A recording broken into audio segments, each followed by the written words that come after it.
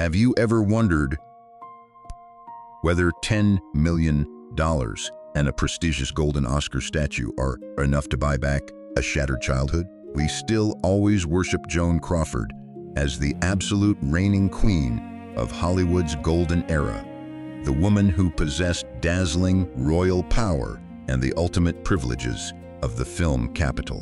But that is only the glamour on the outside, because right after the mansion door closed, a secret world of the old money upper class, full of violence and insane control, officially revealed itself. A sharp slap rang out in the darkness of night, completely shattering the perfect mother mask. People still mistakenly think that her coldly crossing her children's names out of the multi-million-dollar will was the selfishness of a movie star. But the cruel truth behind it was the secret contracts for buying and selling children on the black market, and a brutal psychological nightmare that imprisoned innocent souls. Can money protect you from bleeding memories, or did the peak of fame itself turn the abused child of the past into a tyrant of the present? Join me in uncovering the silent struggles and shattered dreams of Joan Crawford, to see through the unbearable pain of a legend who lived in brilliant glory, but ended up with a lonely ending beside the torn shoe from her childhood. The story of one of the most powerful icons of Hollywood's golden era did not begin under the dazzling flash of the red carpet, but began from the dirty toilets in the Midwest of America. Born in 1904 in San Antonio, Texas, the little girl, Lucille Face LeSueur, grew up in a deficient family when her biological father had heartlessly left when she was only 10 months old. Her mother then remarried Henry Casson, a vaudeville theater manager in Oklahoma. From the age of 5, little Lucille sat in the audience seats, watching dancers and singers perform every night on her stepfather's stage. The first physical accident happened when Lucille jumped from the porch to the ground to skip a piano lesson. She stepped on a broken milk bottle and was badly injured in the leg. 3 consecutive surgeries and 18 months of complete immobilities stole the childhood of a child who loved to run and jump. But that was not the worst thing in this house. When Lucille turned 11, her mother discovered that her stepfather, Henry Casson, had sexually abused her. An innocent childhood completely torn apart by the depravity of a family member. By 1915, when Casson became involved in theft charges, the whole family packed up their belongings, boarded a train, and fled in the night to Kansas City to escape the past. With no money to pay tuition, school quickly turned into a miniature labor camp for a child who had not yet reached adulthood. Lucille's mother sent her to the Catholic boarding school Rockingham Academy with an agreement. She could stay for free. In exchange, she had to be the servant for the entire school. Lucille's daily schedule lasted 14 hours. She swept and cleaned 14 rooms, cooked, washed clothes, soothed young children to sleep, and washed dishes for 25 rich children. The school environment had no books at all. Instead, it was manual labor and violence. The headmaster's wife regularly beat Lucille. She grabbed her hair and dragged her along the stairs. The students born in the secret world of old money upper class around joined in teasing her, hiding her shoes, tearing her rare old clothes. Every day, in the school hallway and playground, those children pointed straight at her face and repeated one sentence: "You will only clean toilets for the rest of your life." That cruel insult pierced deep into her heart, becoming an unbearable pain. A teenage girl wearing only old clothes handed down from friends, working exhaustingly in the school cafeteria, decided to leave when she realized she could not stay in the education system. After a short time working at Stevens College and a store in Kansas City, She scraped together some small change, caught a train to Chicago to look for work.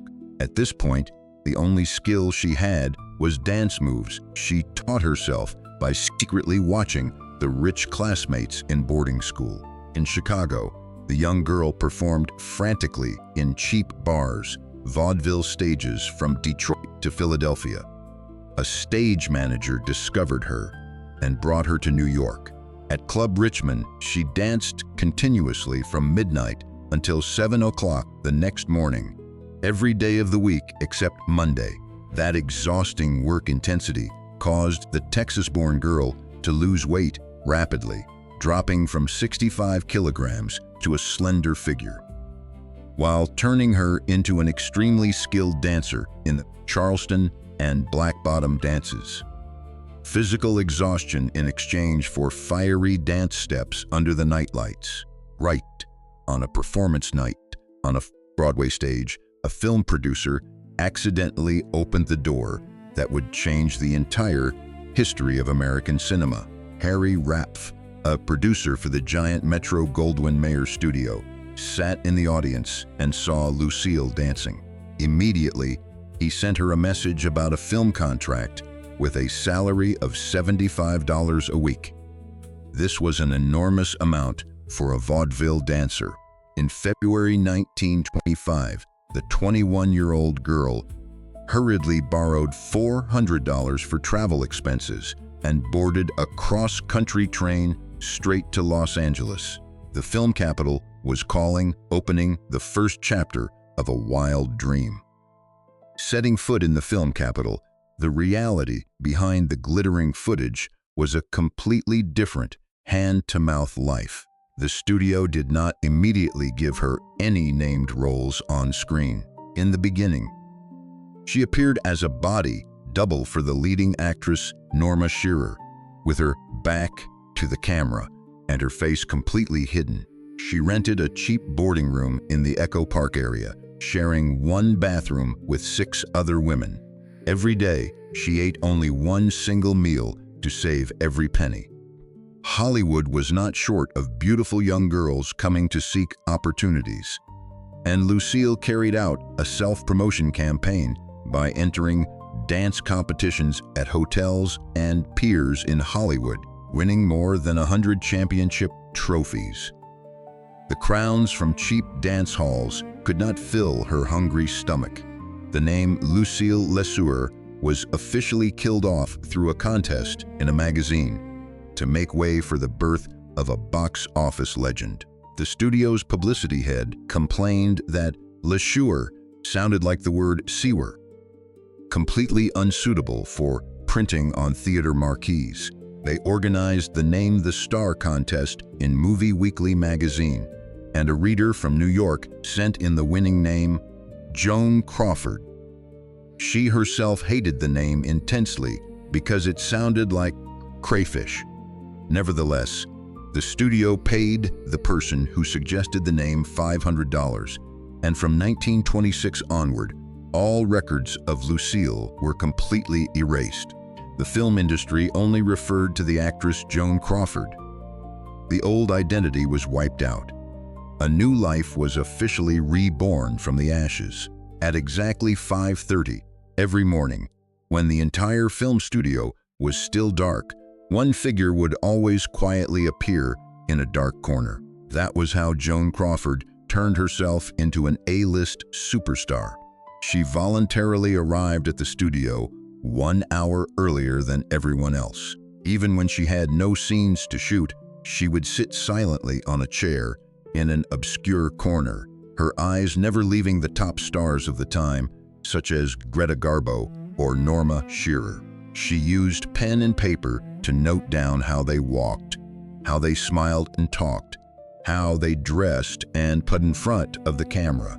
For many months, she absorbed every skill of a true movie star through the method of observation in order to find a way to step into the hidden world of Hollywood's dynasties. At the same time, to shed her thick Southwestern American accent in preparation for the sound film era, she locked herself in her room and read newspapers and magazines aloud.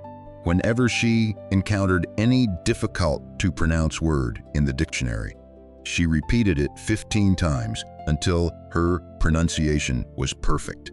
That insane persistence polished a rough stone into a precious gem. The image-building strategy of that girl in her early 20s was a non-stop work process that few actors dared to undertake. While other actors rested or went to parties, Joan diligently answered 5,000 fan letters by hand every week. She spent 5 hours each day replying to mail. Some letters she wrote in detail by hand. Others were short but always personalized for each sender.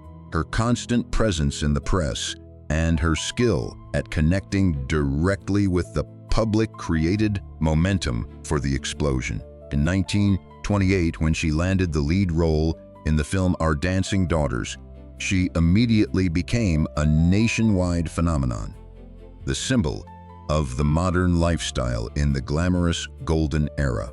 Her salary skyrocketed from $75 to $3,000 a week. The girl who was once cursed as the toilet cleaner of the past had now become a billionaire heiress in terms of fame, with her face appearing on the covers of every prestigious magazine in America. But have you ever wondered whether a woman who holds the peak of fame and millions of dollars can buy a normal family home? Her first marriage took place in June 1929 with Douglas Fairbanks Jr., the son of one of the most powerful and prestigious families in Hollywood at that time. Douglas's stepmother was the veteran actress Mary Pickford, who came from the secret world of old money upper class. She hated Joan intensely, always showed contempt, and refused to speak to her. As for Douglas, he was a spoiled young man, and he gradually felt humiliated and suffocated, seeing his wife working exhaustingly 16 hours a day, personally writing 5,000 fan letters every week and earning a much higher salary than him. That disparity led them to divorce in 1933. In 1935, Joan married for the second time to Franchetone, a highly educated stage actor who graduated from Cornell University. Franchet tried to polish Joan, teaching her to read philosophy books and listen to classical music to erase her poor past. But behind that intellectual facade, Franchet continuously cheated and had a severe drinking problem. According to the household staff, during a violent argument in 1939, Franchet brutally beat Joan right inside the Brentwood villa. A cruel punch struck down. The entire body of the A-list star collapsed in a pool of blood. That very night, she called her lawyer and demanded an immediate divorce. The greatest pain during this period was that Joan became pregnant twice with Franchet, but both times she miscarried, permanently taking away her ability to become a biological mother. Those silent struggles continued on like that, leaving an unbearable pain in the heart of the lonely woman. But the irony of marriages in Hollywood did not stop only at the beatings, but it also lay in the enormous piles of debt falling from the sky. After the third bland and completely loveless marriage with a supporting actor named Philip Terry, Joan thought she had found a real harbor in 1955. Her fourth husband was Alfred Steele, chairman and CEO of the Pepsi-Cola Corporation. Alfred was the only man who was not overshadowed by his wife's fame and dominating personality. They lived an extremely luxurious life, traveling around the world, building a luxurious 16-room penthouse apartment in New York to show their status. But happiness only lasted exactly 4 years. On a night in April 1959, after a dinner party, Alfred suddenly died of a heart attack right on the sofa at home. Right next to his cold body was a sealed envelope. Inside that envelope was a financial report detailing Alfred's secret personal debts amounting to more than $500,000. The rich kingdom suddenly collapsed. It turned out all the silk and satin up until then was just a naked debt trap. All the loans, mortgaged assets, and over-limit credit cards were exposed. Joan discovered that the luxurious life of the past few years had actually been financed by borrowed money. Without collapsing or crying pitifully, Joan quietly lit a cigarette and declared to the maid that she had survived worse things than this. She took on the debt herself, was forced to Pepsi-Cola's board of directors, and accepted roles in cheap horror films in her old age just to earn money to pay off her late husband's debts. What is the meaning of money and fame when in the end you only receive deception from the very person who shared your bed? Right at the time when her love life was always a mess, Joan Crawford's shining career was also unexpectedly and cruelly kicked out by the studio. Going back to the late 1930s, audiences began to get tired of watching her films. The theaters labeled her with a devastating phrase, "box office poison," meaning any movie with Joan in it would definitely lose money. By 1943, when Joan was 39 years old, her home studio MGM decided to terminate her contract and throw her out after 18 years of exhausting labor. The studio head sent her a message that implicitly meant her career in the film capital had officially been killed off. The contract was torn apart without mercy. The peak of power over the past 18 years instantly turned into zero. But Joan Crawford never accepted that verdict.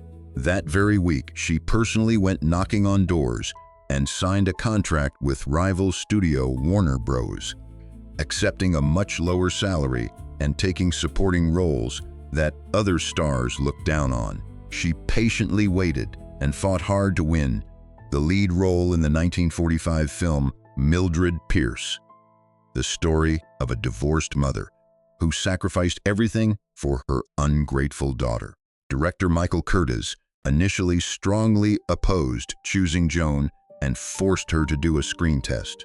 She gritted her teeth and accepted this humiliating test for an A-list star, and in the end, she convinced the entire crew to give her that role. The craziest thing was not that she won the role that saved her entire career, but the way she received the most prestigious award on the planet right on her own bed. When Mildred Pierce hit theaters, it created a commercial earthquake, achieved resounding success worldwide, and earned Joan a nomination for Best Actress at the 1946 Oscars. But on the exact night of the awards ceremony, Joan did not set foot in the theater. She called the organizers and the press to report that she was seriously ill with the flu. The truth was that Joan suffered from extreme fear of being humiliated in front of the crowd. She knew that if she sat in the audience seats and lost the award, that humiliation would destroy her perfect image. She would rather stay home than have to clap and congratulate another actress on stage. When the host announced Joan Crawford as the winner, the director of the film went up to accept the award on her behalf. Right after the ceremony, he brought the Oscar statue straight to Joan's villa. At that moment, the reporters burst into the bedroom and saw Joan lying in bed. She was wearing a pale pink silk nightgown, her face meticulously and flawlessly made up, her hair perfectly styled, smiling radiantly as she hugged the golden statue in front of the camera flashes. The brilliant Oscar glow exploded right on the cold sickbed. She had created a historic frame with absolute control over her victory image in front of the public without having to face any risk of humiliation. Owning the golden Oscar statue and living in a luxurious villa, but behind the closed doors, Joan Crawford used money to buy what fame could not create: children. Because of the consequences of her miscarriages, she could never give birth herself. She decided she had to adopt children to fill the void. However, California state law at that time was extremely strict and did not allow single women or women who had been divorced twice to adopt children. Every legal door slammed shut in front of Joan. Without giving up, in 1940, she turned to underground black market adoption brokers to find a way to bring children into the hidden world of wealthy dynasties. In the city of Las Vegas, everything could be bought with money, and she paid $5,000 to buy a newborn baby girl. According to the nurse working at the secret clinic that day, Joan came to receive the child in disguise, wearing a wide-brimmed hat and dark glasses to cover her face, and used a fake name to sign all the handover documents. When she learned that the baby's biological mother was a 19-year-old unmarried girl from Pennsylvania who was so poor, she had to secretly go to Las Vegas to give birth and sell the child. Joan held the baby in her arms and looked straight at the nurse. She spoke each word clearly. "Tell that young girl that her daughter will have the most wonderful life on earth. I swear that with everything I have." Joan brought the child back to the villa and named the little girl Christina. Money cannot protect you from the cruelty of fate, but it can create a new life for an innocent soul. And the most horrifying truth about this movie star's adoption path was only truly exposed when people traced the origin of the two twin daughters she brought home. After using a similar black market network to buy an additional baby boy named Christopher in 1943, in 1947, Joan continued to adopt twin girls, Kathy and Cindy. She obtained these two children through an organization called the Tennessee Children's Home Society. On the surface, this was a legal welfare organization, but in reality, the head of this network was a woman named Georgia Tann, a person recorded in American history as one of the most notorious child trafficking bosses. For decades, Georgia Tann used black cars to drive around slum areas to kidnap children, or bribe doctors to tell poor mothers that their children had died prematurely right in the hospital. After seizing more than 5,000 children, she changed their names, forged birth certificates, and sold to wealthy families, especially stars of the golden era, at exorbitant prices.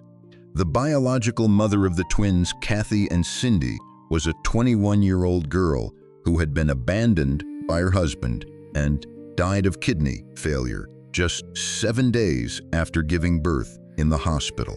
There is no record proving that Joan Crawford knew the full extent of the murder and kidnapping crimes of Georgia Tann's network.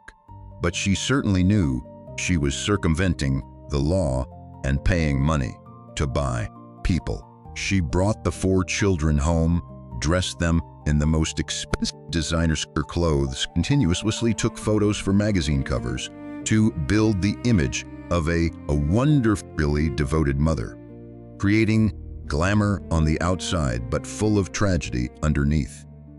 The 4 innocent children stepped into the villa, unknowingly opening a door that led straight into a brutal psychological nightmare. She had bought them a life that lacked nothing materially, but was that salvation?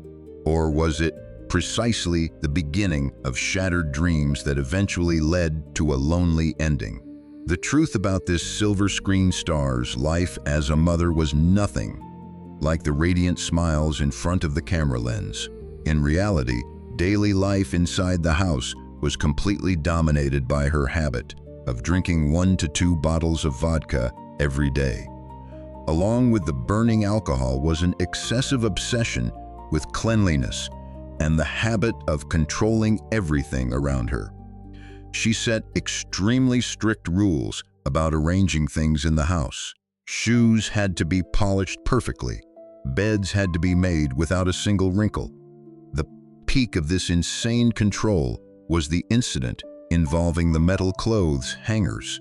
Late one night, when she discovered a metal hanger mixed in with her eldest daughter, Christina's closet instead of the required wooden ones, she flew into a rage. A sharp slap struck in the darkness. The perfect mother facade completely collapsed before the madness. According to recorded accounts, she tore the clothes off the hangers and threw them all onto the floor. She grabbed Christina's hair with one hand and slapped the little girl repeatedly on the ear with the other, her mouth non-stop screaming, "Never use metal hangers." After the beating, she ordered the little girl to clean up the entire mess on the floor herself. There were nights when she dragged her daughter out of bed at 3 o'clock in the morning just to make her scrub the entire kitchen floor until it shone. There was even one time when she forced 8-year-old Christina to eat a piece of undercooked meat that had been rotting and stinking for many days as punishment. The punishments did not stop at cleaning. There was one time when mother and daughter were swimming together. Just because Christina swam faster, she angrily locked the about 10-year-old girl in a pitch-dark storage room, ignoring all her screams and cries. The most tense incident occurred in 1957 when Christina was 18 years old. During an argument in the bedroom, she lunged at and strangled her daughter, 2 hands squeezed cruelly. The mother-daughter bond was choked under extreme rage. Christina struggled free, ran out of the house, and drove for many hours on the streets before going to a friend's house to ask to stay the night. The next morning, when the friend's mother called to report it, she only replied coldly, "Christina is a pathological liar. Don't believe her words." Even in an interview with reporters present, when Christina refused to answer, according to the script, she slapped her daughter hard, twice in the face, pinned her to the floor, and strangled her, until the assistant and reporters had to rush in to stop her. Her son Christopher also suffered the same situation.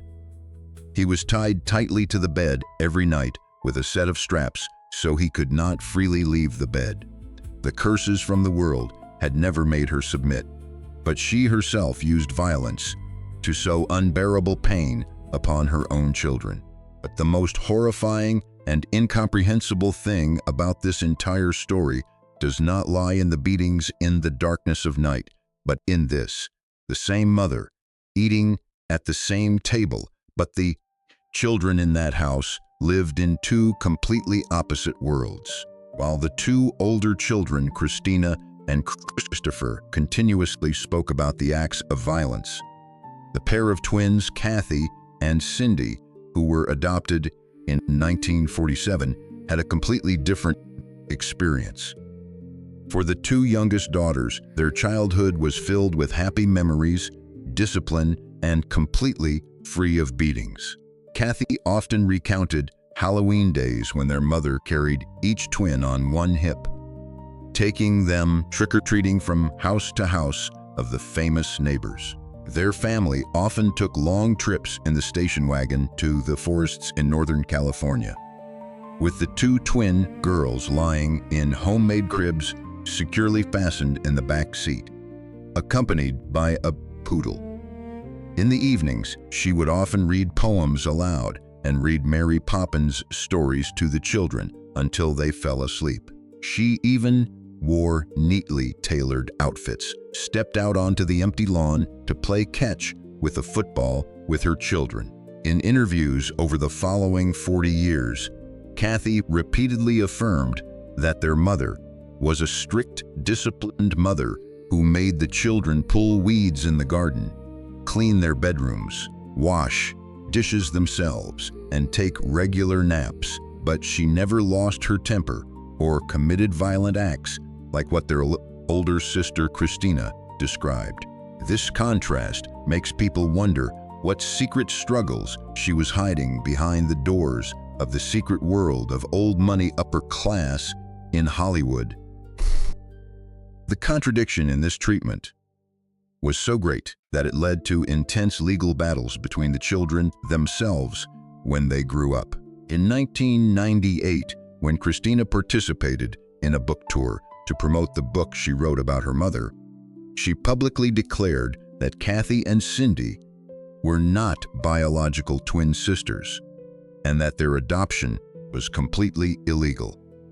Immediately, Kathy filed a lawsuit against Christina for defamation. In court, Kathy submitted the original birth certificates and official adoption records from the authorities to prove the truth. The verdict was sharp and clear. The cruel truth tore apart the faint remaining sisterly bond. As a result, the court ruled that Christina lost the lawsuit and had to pay $5,000 in compensation along with all court fees. Even though she won the case, the story of that house was forever divided into two halves of truth that could never be reconciled. One half was the cruel punishments, the other half was meticulous and warm care. And then every dynasty, no matter how brilliant, must come to an end. But the way this silver screen star closed her life brought a huge shock to the entire American public. In her final years, she completely withdrew from public attention. She moved to live in apartment 22H in the Imperial House building in New York City. The large apartment became empty, with all the expensive furniture covered in protective plastic sheets. She refused to answer the phone and did not allow any photographers to take pictures of her because she wanted the audience to only remember her perfect image from her peak period. Every day, she only stayed inside the house, interacting with her secretary, the maid named Mamacita, and continued drinking strong vodka. Her health deteriorated to the point that 4 days before she died, she had to give away her beloved dog because she no longer had the strength to take care of it. The large apartment became silent. The once great star now only faced 4 cold walls. On October 28, 1976, she officially signed her final will. The estate, worth $2 million, was divided in an extremely cold manner. She left each of the twin daughters, Kathy and Cindy, a trust fund worth $77,500. Her longtime secretary received $35,000. Most of the remaining money was donated to charitable organizations, including schools for orphan children. But for her 2 older children, Christina and Christopher, she completely crossed their names out of the inheritance with a single line written in the will. "I leave nothing to my son Christopher or my daughter Christina for reasons which they know very well." A heartless line. The family bond was officially severed to the bone. That deep hatred turned all the glamour on the outside into tragedy underneath, leaving a bitter silence for the audience. But the most valuable detail about her final days came from the account of Mama Chita, the maid who had been with her for 15 years. In the last week before her death, she did not look back at her Oscar photos or the glamorous parties in the film capital. Instead, she sat quietly by the window, flipping through an old, worn photo album, showing the dilapidated house in Texas and the boarding school where she once had to scrub toilets as a child. 2 days before she closed her eyes, she asked Mamacita to open an old trunk that had been sealed for many years and take out an object that was carefully hidden. It was not jewelry or expensive designer items, but a small brown child's shoe, the leather worn and torn with holes in the sole. She held the shoe in her hands and said to the maid with tears in her eyes, "This is the last shoe my mother bought for me when I was 10 years old. I have kept it for the past 63 years to remember where I came from and the place I never want to return to." She added that the famous silver screen star name was actually just a disguise she had worn for 50 years to survive, to try to step into the secret world of proud old money families, while inside she had always remained the poor little girl from back then. That night, she slept with the torn shoe placed right on the table beside her bed, next to an old yellowed photo of her biological mother. On the morning of May 10, 1977, she breathed her last breath in solitude. Money cannot protect you from childhood wounds, and no matter how brilliant a life is, it is hard to avoid a lonely ending. Was the glory of the golden era worth the extremely high price she had to pay with her own shattered dreams?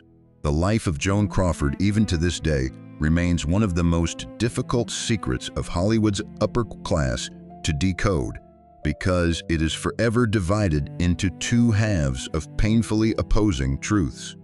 The world will forever debate whether she was a cruel tyrant mother through Christina's accusations, or a devoted and warm mother through Kathy's nostalgic memories. But perhaps both halves of the truth are correct. Her personality was a collection full of contradictions, between one side being the resilience that rose from the ashes of the past, and the other side being the suffocating darkness of insane control, driven by deep wounds.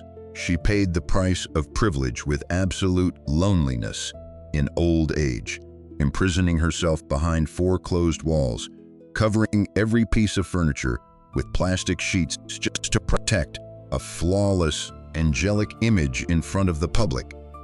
That was the brilliant illusion she built with blood, tears, and the sacrifice of family bonds throughout the golden era.